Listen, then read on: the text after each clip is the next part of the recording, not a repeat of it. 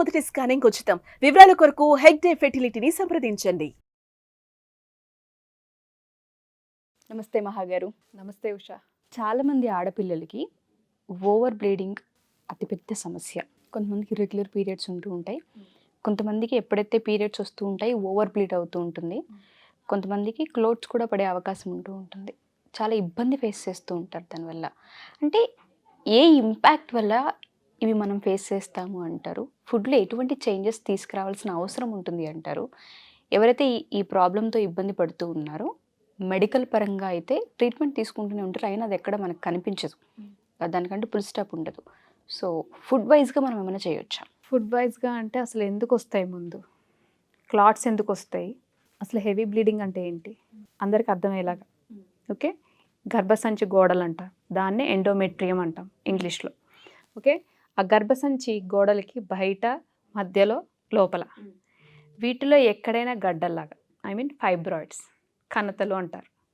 ఆ ఫైబ్రాయిడ్స్ ఉండడం వల్ల కానీ, లేకపోతే ఇటువంటి ఇరెగ్యులర్ పీరియడ్స్ ఉన్న వాళ్ళకి హార్మోనల్ డిస్టర్బెన్స్ ఉంటుంది, ఆ హార్మోనల్ డిస్టర్బెన్స్ వల్ల కానీ ఇరెగ్యులర్ పీరియడ్స్, హార్మోనల్ డిస్టర్బెన్స్ ఉండేటప్పుడు ఇరెగ్యులర్ పీరియడ్స్ వస్తాయి.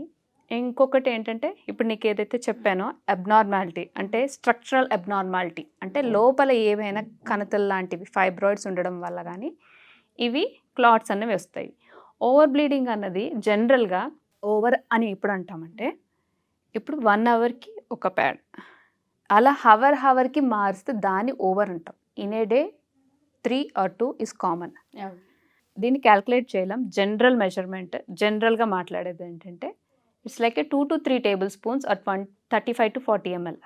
దీనికి మించి అయితే ఓవర్ అయితే దానికి రూట్ కాజ్, ఇప్పుడు ఓవర్ అవుతుంది ప్రతి మంత్ అవ్వదు, ఒక మంత్ ఇలా అయితే ఇంకొక మంత్ ఇంకోలా అవుతుంది. అది దానికి పర్టికులర్గా కొలమానం అంటే ఏం పెట్టుకోలేం దానికి. ఇన్ కేస్ జనరల్గా అప్పటికి ఓవర్గా అయిపోతుందంటే దానికి ట్యాబ్లెట్స్ దొరికితే తీసుకుంటాం. రూట్ కాజ్ అన్నది ఎలా కనుక్కోవాలి అని అంటే, మన లైఫ్ స్టైల్ ఏంటి, మనకి ఏమైనా హార్మోనల్ డిస్టర్బెన్సెస్ ఉన్నాయా, అబ్డామినల్ స్కాన్లో తెలుస్తాయి అన్నమాట. బ్లడ్ టెస్ట్ల వల్ల మీకు హార్మోన్స్ ఏమైనా డిస్టర్బెన్స్ ఉన్నాయని తెలుస్తుంది. అబ్డామినల్ స్కాన్ తీసుకునేటప్పుడు ఫైబ్రాయిడ్స్ కానీ, యూట్రస్లో ఏదైనా ప్రాబ్లం ఉందా, లేకపోతే ఎండోమెట్రియం అంటామన్నమాట, ఎండోమెట్రియోసిస్ అంటామన్నమాట. ఎండోమెట్రియోసిస్ అంటే ఆ గర్భసంచి తాలూకు, అది వేరే ప్రాబ్లం. అది దానికి ఇంకా పెళ్ళయిన తర్వాత పెద్దవాళ్ళు, అది జనరల్గా 25 to 40 years మధ్యలో స్టార్ట్ అవుతుంది. ఇది ఎక్కువగా మనం పెళ్ళైన వాళ్ళ తర్వాత ఏమైనా గర్భసంచి కొంతమందిలో తీసేస్తుంటారు. నిజంగా గర్భసంచి తీసేయడం ఎంత ప్రమాదకరమైందంటే, ఈ ఎండోమెట్రియోసిస్లో ఓవర్ బ్లీడింగ్, అబ్డామినల్ క్రాంప్స్ ఎంత అంటే భరించలేరన్నమాట. అంత భరించలేనప్పుడు వాళ్ళు ఏంటంటే ఇంక మేము భరించలేము అని వెళ్ళేటప్పుడు డాక్టర్ కూడా ఇంకేం చెప్తారంటే, తీసేయండి, యూట్రస్ తీసేసేయండి అంటారు.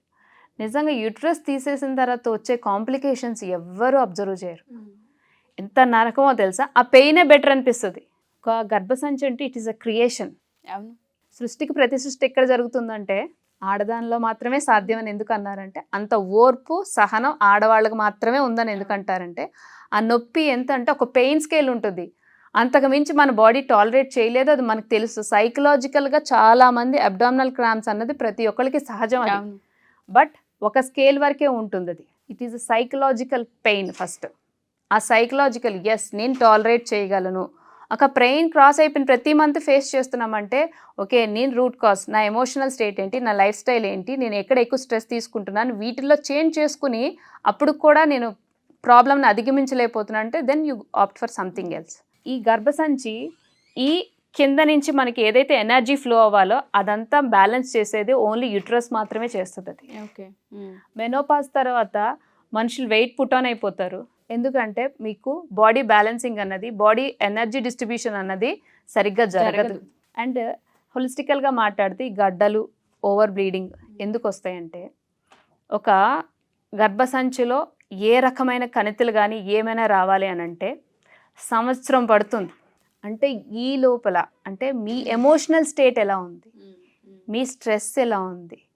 ఎప్పుడైనా మనిషికి శారీరక ఇబ్బంది వచ్చిందంటే ఫస్ట్ మానసిక ఇబ్బంది ఉందని అర్థం. మీ మానసిక స్థితి ఎలా ఉందన్నది ఫస్ట్ గమనించాలి. మీ స్ట్రెస్, ఇవి ఏదైతే గర్భసంచిలో లేయర్స్ అని చెప్పాను, ఎండోమెట్రియం లేయర్స్, అవి క్రాస్ అయ్యే కొద్దీ మీ స్ట్రెస్ అంటే మీ ఎమోషన్స్ క్రాస్ అయ్యే కొద్దీ అవి కూడా లేయర్ టు లేయర్ ఇంపాక్ట్ అయ్యి అవి గడ్డల కింద బా ఎందుకు అంటే అంత ఎమోషనల్కి ఆడవాళ్ళు చాలా సెన్సిటివ్. అవును.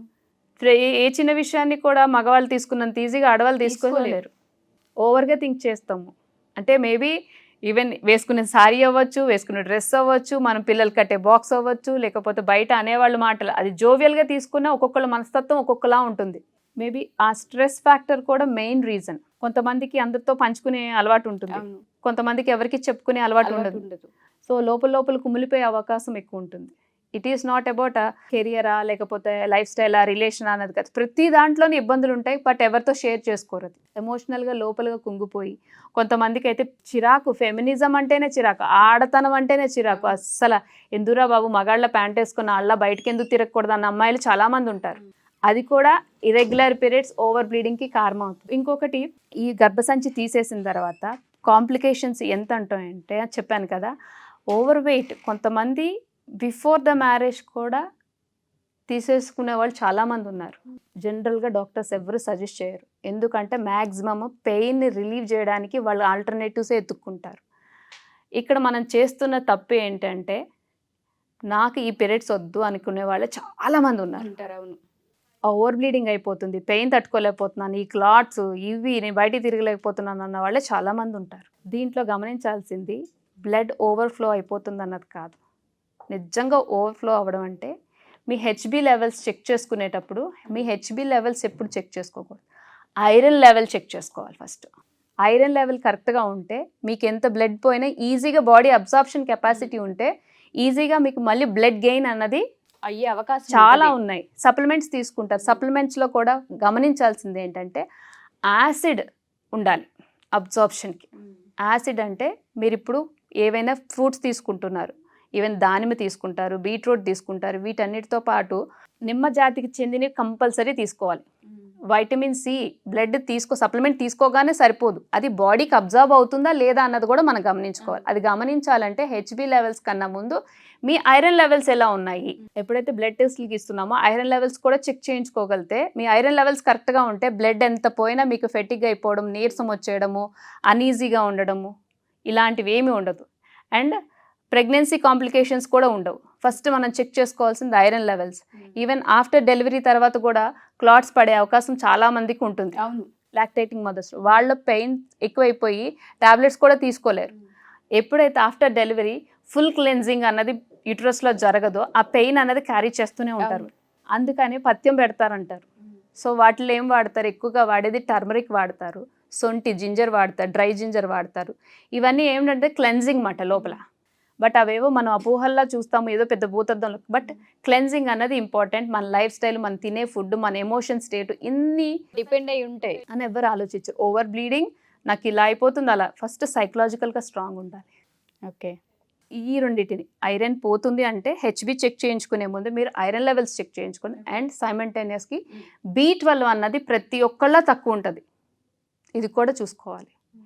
ప్లానింగ్ ఫర్ ప్రెగ్నెన్సీ కానీ లేకపోతే మాకు ఇరెగ్యులర్ పీరియడ్స్ వస్తున్నాయి అని అంటే, ఓవర్ఫ్లో ఆఫ్ బ్లీడింగ్, క్లాట్స్ ఇవన్నీ వస్తున్నాయంటే హెచ్బితో పాటు ఐరన్ అండ్ B12 కంపల్సరీగా చెక్ చేసుకోవాలి. ఓకే. ఎవరైనా సరే ఒకవేళ ఫుడ్ త్రూ కనుక కంట్రోల్ చేసుకునే అవకాశం ఉంది అని కనుక మీరు చెప్తే మనల్ని అప్రోచ్ అవ్వచ్చు అంటారా? అంటే ఎస్, డైట్ చెప్పాను కదా, మనిషికి ఒక రకంగా ఉంటుంది కాబట్టి అదే అడుగుతున్నాను. ఇఫ్ ఇన్ కేస్ వాళ్ళు కాంటాక్ట్ అయ్యి మేము డైట్ త్రూ దీన్ని కంట్రోల్ చేసుకోవాలనుకుంటున్నాం, ఇంట్రెస్ట్ దీన్ని ఈజీగా, ఓకే, ఆ ఛాన్స్ అయితే ఉంది. సో ఎవరైనా సరే మహాగారు చెప్పిన విధంగా ఆ ప్రాబ్లం ఎవరైతే ఫేస్ చేస్తూ ఉంటుంటారో, మెడికల్ పరంగా మేము అన్నీ ట్రై చేసాం బట్ ఇది ఎక్కడా ఆగట్లేదని మీకు కనుక అనిపించుంటే డైట్ త్రూ కూడా కంట్రోల్ చేసుకోవచ్చు, రివర్స్ చేయొచ్చు అని చెప్తున్నారు. కింద స్క్రోల్ అవుతున్న కాంటాక్ట్ నెంబర్ని కాంటాక్ట్ చేసి మీరు పూర్తి వివరాలు తెలుసుకోవచ్చు. Thank you మహాగారు.